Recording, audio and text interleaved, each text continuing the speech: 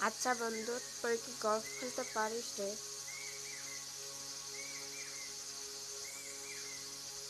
Golf খেলতে পারবো না কেন? আমি তোর থেকে ভালো পারি। আচ্ছা, তাহলে একটু খেলে দেখা না আমাকে। দেখাচ্ছি, দাঁড়া।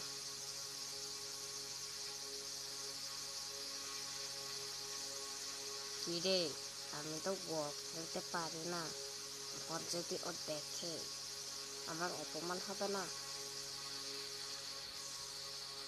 আরে বন্ধু, আমার না একটু পকেটের টাকা সরা দিতে হবে। আমি এখন গল্ফ খেলতে পারবো না রে। আমি আসছি। টাটা। ওকে, আমি এখান থেকে পালাই। বাপরে, আবার চিটার। মিথ্যা কথা বল, আমার সাথে তুই গল্প করতে পারিস নাকি? এখন পলিয়েছে।